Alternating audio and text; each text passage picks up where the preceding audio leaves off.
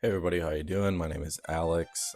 Thanks for stopping by the channel. If you give a like and subscribe, it will really help me out in the algorithm and afford me to be able to continue making videos and finding different people to speak with over time.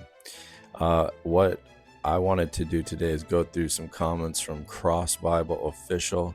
He responded in a video I made called Ammon Hillman Called a Fraud, which was a response to a video made by Derek from Myth Vision and Steven from Cross Bible Official. So I'll just read the comment right away here. He says, hypothetically speaking, I'd be happy to have a conversation to clarify any confusion. I would like to suggest undertake some preparation for the discussion. Even though I would prefer you to invest time in watching my entire Myth Vision expose, I would strongly recommend you at least dedicate time to watching chapters 9 through 13, which you could cover at 2x speed in 1.5 hours. So, what we'll do here is I'm going to go through this mistranslation and abysmal methodology and the burning purple. It's going to just take too much time in a video and edit it and do everything to go through the Christ, which I'm not opposed to doing it. It's just a time thing. So that is his comment. There's a few other comments in here. He was talking to people. This one was the first one I think he said. His other comment here, it's too bad you chose not to feature any substantive parts of the video where the errors and lies were exposed. And his credit, and just, he's right. I watched, it was too long of a video, and I would like to know, it's just 5 hours is a long time. So I'm going to go and look at these two parts of all the ones he sent me, and we can chip away to like that. I'm not opposed from Ammon being wrong, and I think a lot of his followers might not feel the same way, but there's a giant chunk, and why Danny Jones videos did so well with Ammon and why there was so much interest with it is because Ammon is likable, from a point of view where you're not attached to the church. Ammon is very theatrical. He speaks metaphorically with a lot of things, and he's from content that he's trying to say in a literal way, a literal translation. So I think for trained people, it'd be easy for them to say, this guy's an idiot. He doesn't even know what he's talking about. And that's the vibe I got from that video that they made. But another reason why Ammon is liked by so many is because it attaches to the idea that Christianity is not the truth. He used to be a Christian. A lot of people that studied theology used to be a Christian. Bart Ehrman, he used to be a Christian, I'm pretty sure. It's like these people have this awakening. So when you combine that with someone who's a classicist and reads all these things from antiquity, he reads a lot of Galen and medical texts, and that's why a lot of people just say he's only looking within these small parameters. But it goes to the idea, that the smartest people were healing people back in the day. These are the people that are going to write history. These are the people who have the ability to even write history. So to the idea that the Bible is plagiarized off other stories and other ideas, when you go through all the things in the Bible and where you can attach them to other parts of history, it makes Ammon's thought and idea so compelling. And the whole idea of drugs, I do believe that is a huge part of advancing. You think of how long ago there was this I think they were saying they were apes, maybe not apes, Homo naledi, I believe they were. They were drawing on the walls, making markings on the wall, burying their dead with artifacts, tools. There was some level of consciousness that happened out of nowhere. So I don't know. There's a lot of obviously people giving ideas on where we came from, but the idea that drugs helped it makes the most sense to me, even to the stoned ape theory. Just think of all these different things on enlightenment and how there's a renaissance in certain parts of history. There has to be something that gives them that push, and a lot of people will say it's faith, it's God, it's just we were created for this. But from a historical or more science-based approach, the drug theory makes a ton of sense, and that those are two things why Ammon is liked. And you'll have to have a lot of good evidence to just discredit him, just laughing at him on stream and just saying all these things and not pointing out he's very theatrical, speaks metaphorically, he's helped make plays. You're talking to a different type of person and his worldview. So I thought that was one of the other parts of the video that just was annoying. They're just laughing at him the whole time. So the translation part of it also, I'm not an expert on this. I hardly graduated high school. My thoughts for just the Bible, religion, I'm going to put my DNA on the screen here. I grew up Lutheran church. So in this subgenre of Christianity, I already knew my Catholic friends go to a different place. They seem to have different views, a lot of different versions of Christianity. So that was one factor for me. Two, my dad grew up Muslim. He stopped practicing when he came to the United States. But knowing we have family all over the world, and early on I was like, well, damn, all these people are going to hell because they don't know about Jesus. They don't ask for, to be baptized, all these things. And from early on, it didn't make much sense to me. And a lot of questions that I'd ask, even about dinosaurs and aliens, things like that. I was destined to probably not be a firm believer in Jesus Christ, but that doesn't say I didn't try. And still, a year ago, I started reading the Bible just to see what am I missing here? And right away, from early on in the book, just the ages of Noah and his sons. And that's the problem with all these writings people take so literally when it's supposed to be metaphoric in a way. There's a video I wanted to play here of Alex O'Connor and Dinesh D'Souza. He's going to write it down the way he sees it. But where's he going to get the seven-headed dragon and the prostitute from? This is his like a human attempt to describe a nuclear reaction? Yes, because when words and images fail, metaphor is the actual conduit to truth. Now, I'd understand if that were the case, if you said that perhaps after a nuclear blast, somebody describes it as the gods of fire descending upon man with their flaming swords or something like that. But a prostitute and a seven-headed dragon? Well, first of all, I'm not saying it is a nuclear explosion. The problem is we're given this admittedly phantasmagorical future account, right? Sure. It is so wrenching and powerful that many people, for example, have tried to render it by art. Yep. And it's not easy to do it, right? Mm-hmm. It's not easy to do it because we have to stop and realize, first of all, that we're dealing not only with the limitations of perception, but the limitations of language. Let me give you a simple example. I come to America from India. I have never eaten a mushroom, okay?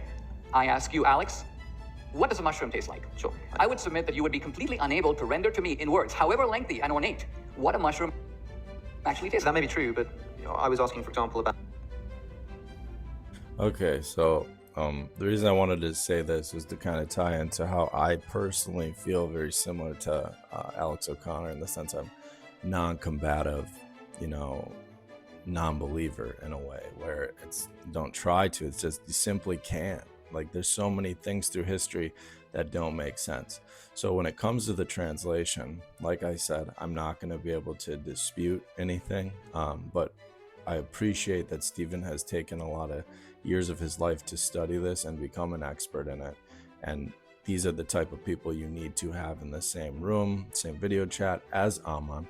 So in the public gymnasium, everyone can watch and make their own point of views, and that'll create more ideas. That's why I feel like this video is important to do, because Stephen probably is right with a lot of things that he's saying, but tying into a little more hypothetically based thinking, conspiracy you might call it, we don't know what's real. No one was there from that time period at all.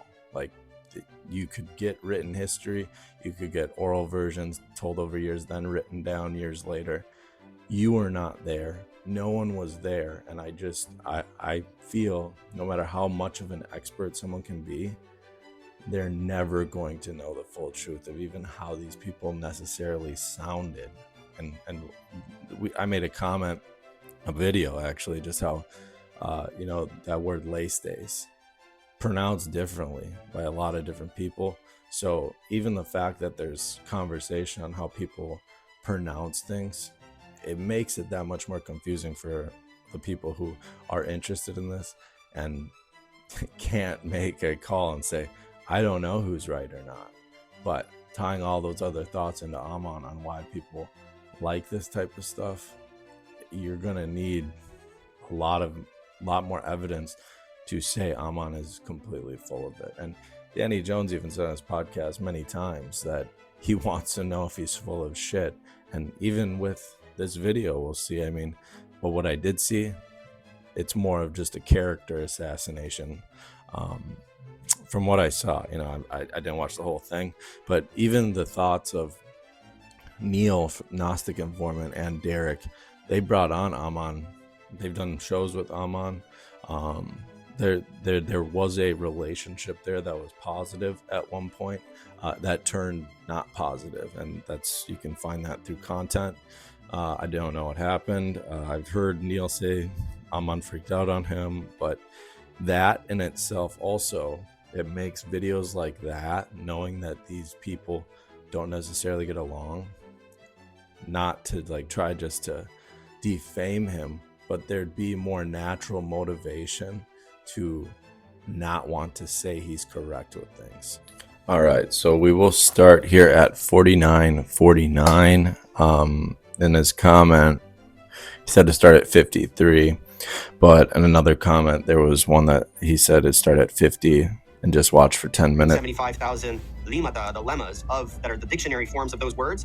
That's coming from all over the place. That's coming from Homer. In the Hellenistic period, you had people making lexicons to define these terms from Homer because they didn't have them anymore in the language. They dropped out of the language, but they're preserved in writing. So if you were just to take a snapshot of how many words an individual native speaker of Greek would have a command of in a specific period, it's not that many. My other video goes into all of how many words did Homer use? How many words did Plato use? How many words did Aristotle use? If you just look at the Homeric corpus, it's like 15,000, some of them are 10,000. That's how many an individual person uses in a small corpus. It's comparable to the Hebrew Bible. And I have all of those statistics, all that data is there in the original video. Go check it out after this video or now. So, look, by the way, Dan, I can hear modern Greek in what you're saying, which is seminaries do this because they do not teach Greek well. But this dude, whose pronunciation betrays his seminary training, like the sound of a seminarian gagging on some kind of medical applicator. Yes, that's what the grade that I give you. Yes, you get the seminarian gag. Fantastic. Oh, God. Without getting into the weeds about ancient Greek pronunciation, I'll simply note that it's common in academic circles outside of Greece for scholars to use a variety of reconstructed pronunciation systems like Erasmian pronunciation. In Greece, there are over 10 million native speakers of modern Greek who can natively articulate ancient Greek, using the ecclesiastical pronunciation you hear in the Greek Orthodox Church.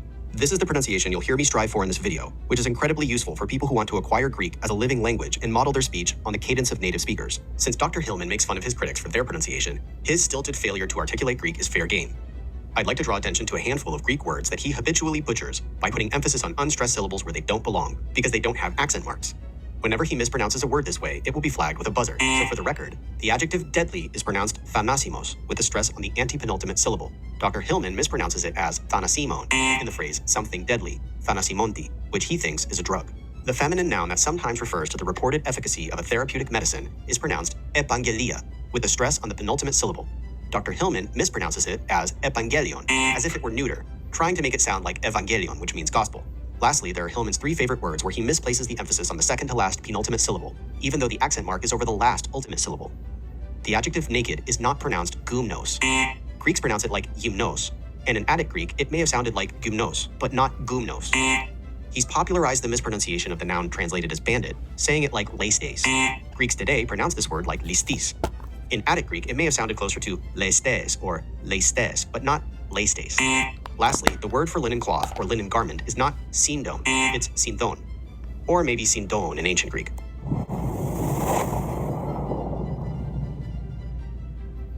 Are you the only one that's translating this stuff this way? Are you No. no, there's other people. No, I'm just the first one to have guts to do it. Are there other classicists or linguists who have translated these same texts you are and corroborating what you're saying? Yeah, Dr. Ruck, for example, and that's why I always throw him out as my corroborator. Dr. Ruck will tell you, because he and I translated Apocalypse together, and I showed him my breakdown and outline of it.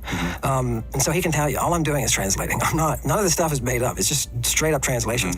But it's translations coming from somebody who's actually read the medical side and read the science side and can talk about what the terms are actually doing. This is the battle I've been fighting. Nobody reads their Bible anymore. That people need to read the Bible, right? Because there's a kid with Jesus in the Garden of Gethsemane, right? Raise your hand if you've heard of the kid with Jesus. Look, it's only a couple people. He's not a kid, but he just Sorry, young man. Young man with Jesus. Yeah, sorry. To me, he's a kid, right? But yeah. No, this is a younger. This is not a. To me, he's a kid. The age group that Dr. Ruck is referring to is how the kid is. He's a neoniskos. He's a gumnos neoniskos. Somewhere around puberty. Somewhere. So to me, you know, the fact that Ruck corrects him, I don't think it's that damning. It's still a young man. And back to just thinking how that scribe was interpreting a young man. I mean, look at the age of Mary when she had Jesus. Look at Muhammad, his wife's age. Standards today, we would consider, you know, a young boy. But, you know, I think that's just Ruck being a professional and not trying to make what has happened today with all these videos. And, you know, Ammon saying, you know, what happened with the boy in the Garden of Gethsemane, you know, the snake venom, everything that goes into that. If you don't know what we're talking about, go watch the Danny Jones podcast and just watch it through once and see what he says. But yeah, he definitely corrects him here, but I don't think it's the end of the world. Around puberty. It could be a little bit before. Scholars will argue about how late it goes. Oh, what a weird dude. You're exactly right. It's about puberty, right? And that's where his range is. So they're using these drugs, and that's what's disturbing. This is where it kind of gets disturbing. It reminds me of the touching of Jesus when he touched the little children. And Dr. Ruck can verify this, so you don't think I'm a quack. The word that the Greek uses. Remember, the situation is Jesus is touching children. Parents are coming to the disciples and saying, "Make him stop touching the children." Right? And then he's like, they come to him like, they don't want you to touch the children anymore. And he's like, he gets upset and he's like, you're going to scandalize this whole situation. What are you doing? That word for touch is the same word that's used for. So there's this fine, it can just be regular touching, but it's also stroking. So is there something about the feeling and within the religious context of the feeling and the feet with the hair and I think there is. Was he touching little children, Carl Ruck? The stories told about Jesus, people telling the stories, we're not trying to say that Jesus was children. Yeah, I don't think so either. It was just for some reason the parents wanted him to stop touching. Why do you think the parents wanted him to stop touching the children in a way that would scandalize him? Which verse are you talking about? Just look up Jesus touching children. It's in one of the Gospels, probably more than one. Oh, but you're talking about when he's in the garden and he has these. I think it's John. When we started this process, I told you, congregation, I told you. So that right there, where he says, go look it up or whatever, that could be a person who just doesn't have it in front of them in that live interview, whatever was going on there. But this would be a good opportunity for Ammon to point that out. And, you know, the whole point of this is for people who don't know this stuff to get the truth. So either way, it'd be good to know. So that's a good point in this video. And they will try to break you through your credibility. If they can't, he said they will put words in your mouth, right? I have no arguments for you. I have no opinions. You can quote me as saying nothing that thou shouldst do or not do anything. Yeah. Here, we serve the text, baby. This is the museum.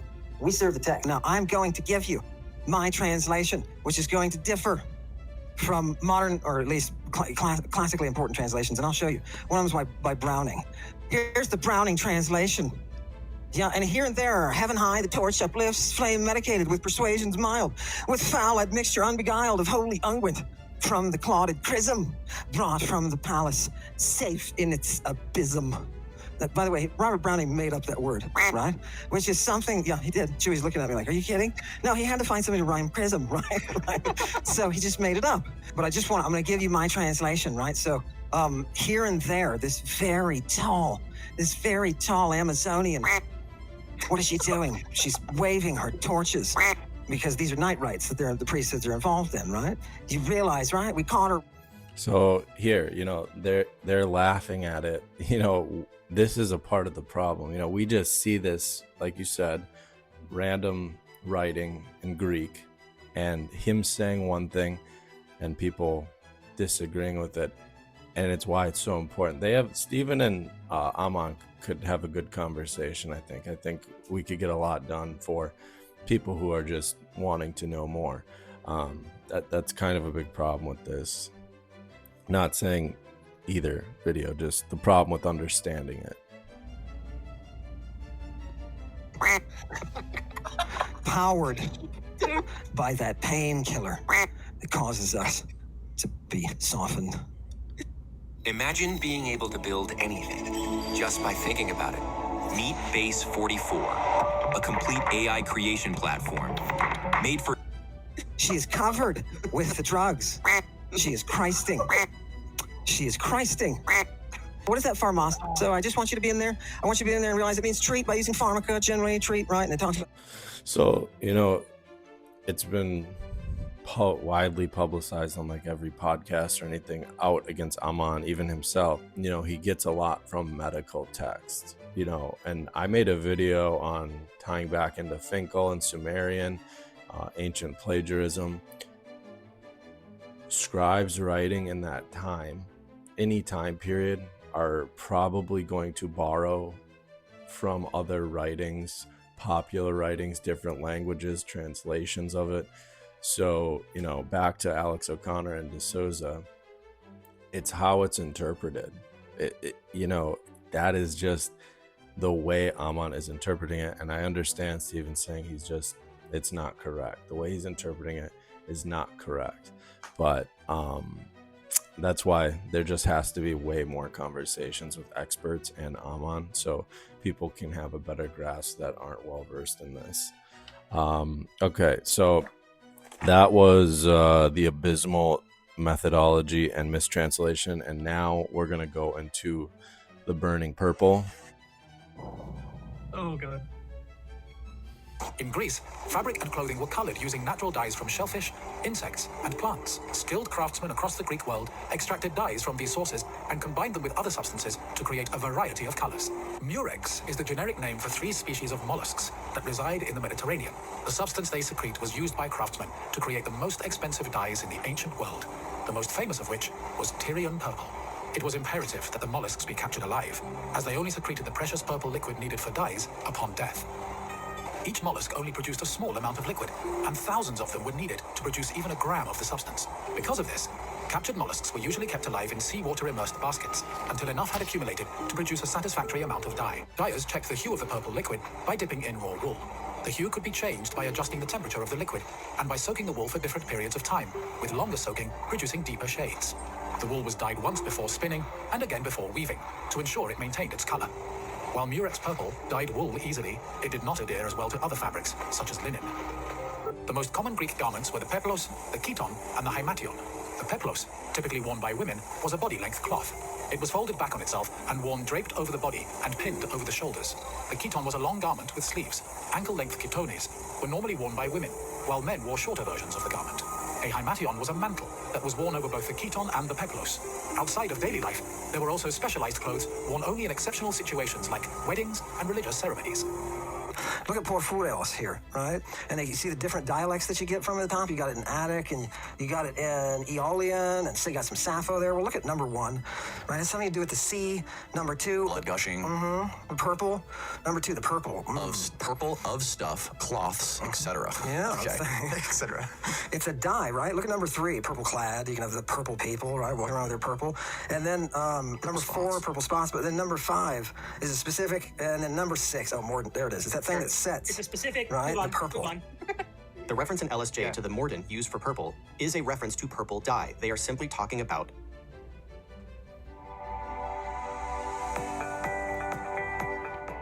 introducing the Filter Sorb Whole House dyeing fabric. Oh, mordant, there it is. It's that thing that sets, right? The purple. Here we go. It's the chemical that we're going to be using within the rite to make what is called the burning purple, and that comes from the Virgin. And It comes from the Virgin. yeah, right. Mary's fingers were covered with purple, and when her midwife came in to check her, because that's what midwives do. All this stuff, by the way, is coming from medicine. It's coming from women's medicine. Yeah, that's where all the science is. And when the midwife came in to check her, To check Mary, she palpated her. She did that, so she stuck her 2 fingers in. Does anybody know that Mary was 12 years old? She was auctioned off, and that her was full of the burning purple. Yeah. What? That made it into the apocryphal stuff. Yeah, we got a midwife there and everything. Everybody check it out. I'm not kidding. It's all there. She had purple fingers, and those purple burned. Right? It says, the apocryphal texts say it burned her finger, the midwife's finger. In the Gospel of Pseudo-Matthew, we can see that Mary is tasked with retrieving the purple that's going to be used as the veil in the temple. Mary is described as working at the purple with her fingers. Her fingers are not described as being purple. When Salome inspects Mary, she is making an examination to confirm her virginity. In the Latin text, when Salome withdraws her hand is described as drying up. This text explicitly says that this is because of her disbelief, because she chose to check Mary rather than simply have faith in her virginity. Then her hand is instantly cured when she touches the fringe of Jesus' cloth. The Protevangelion of James also has this narrative in Greek. And here it describes the midwife's hand as burning. But guess what? It's not burning purple. And the burning is probably used figuratively here. Here we have the same narrative where Salome lacks faith in Mary's virginity. She inspects her, and then as a result of her lack of faith, she is cursed with this burning hand. But then she is immediately healed. There's nothing about burning purple. There are no purple fingers. None of these texts look anything like the way Hillman is describing them. Jeez. Where are we getting Baptists from? Case closed on the... So great time to have Ammon explain that as to another expert saying it's crazy that he said that. Jumping all over. No, we're still talking about the purple. Look at this. This is the word buffet. dipping of red hot iron in water, hence temper or edge of a blade or tool produced thereby. Danny's just jumping in there. Yeah. No, look at number 2. Yeah, don't look at that one. Look at number 2. And the source there is Theophrastus. Dye of blood. Yeah, that's the source there is Theophrastus, and it's the Historia Pontarum. He was a student of Aristotle, and he's the first botanist. He's considered he wasn't the first botanist, but he was considered to be the father of botany. And if you look at the word that follows Theophrastus, it's porphyra, which is just the word we got out of Herculaneum. Porphyra. And it says porphyra baphe. The baptism is a baptism into the purple. They're kindergarten, they don't understand how to use a lexicon. They don't understand how to use a lexicon. When analyzing any LSJ reference, it's important to pay attention to how the entry is structured. Semicolons are what separate different meanings under a general category. We can reformat the LSJ entry by breaking out separate lines for each individual meaning using the semicolons as a delimiter. And here we can easily isolate each individual meaning and the reference where that meaning is used according to the lexicographer. And here we can see which authors are using the term listis to refer to piracy, and which authors are using the term listis in the metaphorical sense. If we look at the LSJ entry for Vafi, we can also break it out into different lines using the semicolons as delimiters. The semicolons show us where the boundaries are being divided by the lexicographer. Here we can see the split in definition 2 between the usage in Theophrastus and the usage in Aeschylus. If you actually drill down into the example, porphyra Vafi is being used by Aeschylus on the right side of the semicolon. That is not the way Theophrastus is using it on the left side of the semicolon. Anyone with rudimentary skills in using a lexicon will easily be able to spot which definition pertains to which author. Most people, including myself, don't have, maybe never have, tried to use the lexicon.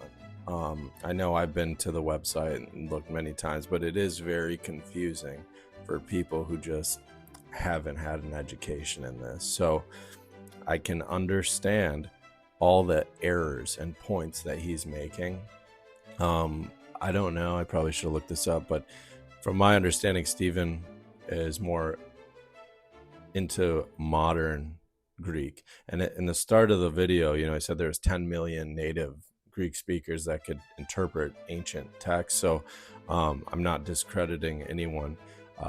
But even still, conspiracy hat back on, none of these people are even near the time period when this actually was being written. So I'm not discrediting it, just saying I can't just conclusively say, I know what all this means, because I don't. But I do respect the fact that Stephen could be right and probably is right with everything he's saying in this video. But it doesn't, it's not enough in my mind, and probably most people's minds, just be like everything Ammon is saying is just 100% wrong. So that's where a lot of people are going to struggle with even having the evidence and facts, and probably in your mind, what else do people need? I'm telling you, people are going to need more than just this, even if it is correct, just based off all those other things I mentioned about Ammon and people's own faith. Both of these examples are referring to purple dye. That is what Vafi means in these contexts. It is referring to dye. This is what the LSJ entry looks like when you break things out into individual lines. And here we see a clear divide between the example in Theophrastus and the example in Aeschylus. In Aeschylus, porphyra Vafi is a metaphor for blood. The reference to dye in Aeschylus has nothing to do with baptism. It refers to purple dye. The reference in Theophrastus also refers to purple dye.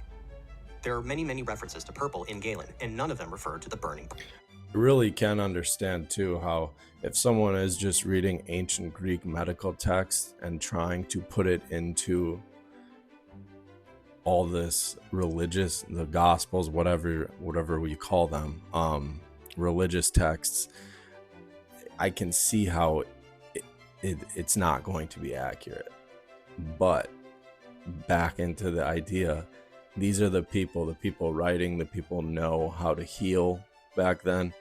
They're going to be writing probably the most important information. If you think of today, people writing in medical journals, doing studies, in my mind, I would probably take more advice from them from a preacher, you know, someone who just has studied old stories that may be mistranslations.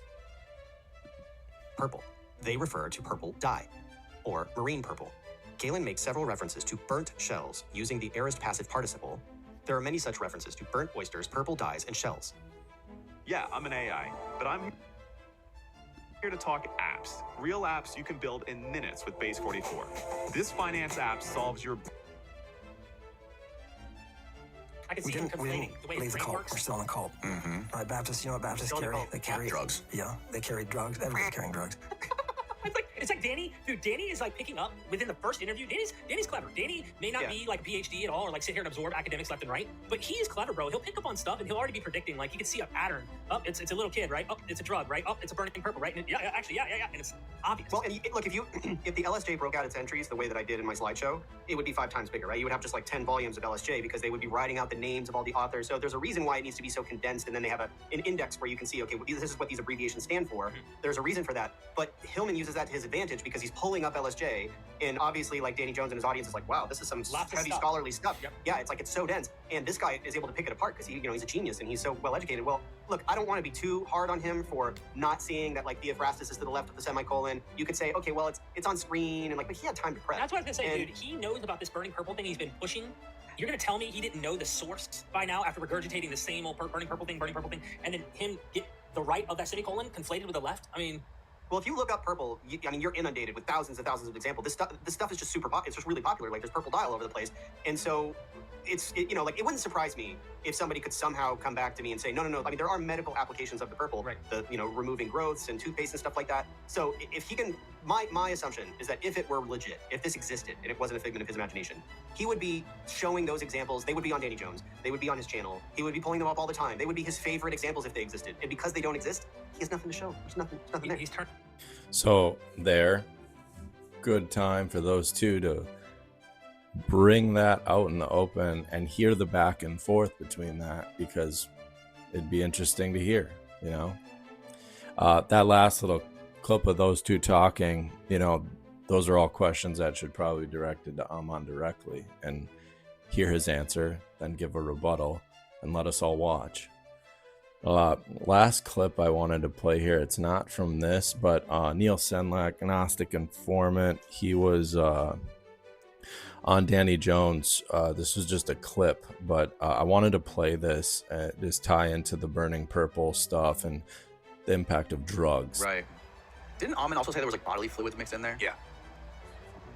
Fruits and seeds. Oh, by the way, you have to add what's called Syrian rue seeds to your acacia root bark to convert it from DMT to ayahuasca, because it's an MAO inhibitor. Right. So those seeds might be MAO inhibitors. How did they figure that shit out, dude? But if I had to guess, that's what's going on. You have the seeds, you have the MAO inhibitors, you have the DMT roots, and you have all these other types of stuff mixing up with this, making this super magic potion to meet the gods with. Oh God, that's a ton of ingredients. I know, it's nuts, dude. It's nuts. I wonder if anyone's tried to recreate it like in modern times. I want to. Like, I want to do it when I come down here. Yeah. I want like some sort of like pharmacologist chemist. Yeah, I would need some help to try to do this shit, try to make it. I don't know if it'd be ethical. You know, if you really took It's almonds, easy to make DMT. if you though. took almonds, Anyone literally. can make DMT. It's super easy. DMT super It's easy. so easy to do. You just get acacia confused with rhubarb, or mimosa skills rhubarb. It's legal because you can use it as dye, purple dye. Purple dye. I'm not kidding. You can use it as purple dye. I've done it before. Isn't that mind blowing? That's why I take Ammon serious sometimes. Because you can, dude, he's right. You know what I mean? But so okay. That's why I take Ammon seriously sometimes. You know, thinking of this purple dye, the fact that, you know, in the Herculaneum scrolls, which I find it's one of the more interesting stories to me. I did some research on, you know, Pompeii and the city of Herculaneum and all those scrolls that they found and they're trying to decode. I find that amazing because it gives us a very close period in time where Jesus was almost there. I can't remember. I believe it was before Jesus. I'd have to look it up. I'll put it on the screen. It was either 100 years before or after Jesus, and that's why I looked it up, because I wanted to get writing from that time period. But the first word that comes out in the Herculaneum scrolls was purple. So that works out really beneficial to what Ammon is saying, I think, just in the sense of like, whoa, connecting words. And people like us, it is interesting. But right there, you know, Neil said, that's why I believe Ammon sometimes. That falling out, whatever happened with all these guys, it kind of tainted just like getting closer to the truth and using everybody to find just answers. Even if it's just people with opposing views talking, that's where we get the most correct information. Truth's always somewhere in the middle with a lot of things. Okay, you can use that purple dye. It's legal for that. Yeah. But if you don't use that purple dye, you can add it to hot boiled water, and you'll see the layers mix up together. You got to add caustic soda. You got to mix it up with caustic soda, get it real hot, and then the layers start to separate. Shake it up. Okay, well, he's just going on how to make DMT, so we won't just keep playing that. But those are the two segments I went through on this. I know it's probably sounded very contradicting a lot of things I said, but when you're someone who truly just wants the truth, and there are a lot of different ways you can go with it, just seeing how much lying has happened throughout time, you can get these people like Steven that are giving good information and pointing out all the inconsistencies in Ammon. But because the magnitude of those podcasts, Danny Jones, and even to the conversation with Kip Davis and Ammon on, I think it was Neil's show, it makes a lot of us wonder, like, damn, what is the truth to this whole story? So I had offered Ammon on his live stream and in a comment to come on and speak with Steven. Steven essentially said he would. So I think that's something really good we could set up, and, you know, it can be a debate. It doesn't have to be a debate. A lot when Kip Davis and Ammon spoke, you know, Kip ducked out because Ammon started getting a little too feisty. I think Steven can handle that. I'm not saying Kip Davis can't. Some people just don't want to deal with it, but this is a big reason that gives Ammon even more power, where it comes off as people are afraid to debate him. And if that's not the case, and Steven can bring these points, put it in front of him, and we can hear Ammon's side of it, I think that's going to be extremely beneficial for someone tough like Steven that could actually like just talk with Ammon and handle it. You know, not everyone can handle Ammon. You know, that exorcist, Bob, he couldn't handle it. You know, some people can't. And I do understand people that have studied this for a very long time. They don't want to platform it. That's in every industry, every kind of like politics, anything you can think of. Something with experts in it. A lot of times those experts don't want to give the time of day to people they don't want to see do well. And it could just be also they just truly don't believe it's true. I don't think Steven's saying anything that he's trying to be deceiving or deceptive on anything. I just think the approach for people who are on the fence and just like really wanting to know, that video, even in the comments, you can tell it's pretty split. So yeah, I appreciate you leaving a comment on here and giving me this information to look up. everyone who's watching, please leave a comment, hit subscribe, go check out Steven and Derek's channel. I'm sure you're already well aware of Myth Vision's huge, but go give Steven a subscribe, because you know he's someone who takes interest in this, obviously, because he's even addressing it. So you got to give credit where it's due. Hope you guys have a good day, and we'll see you next time.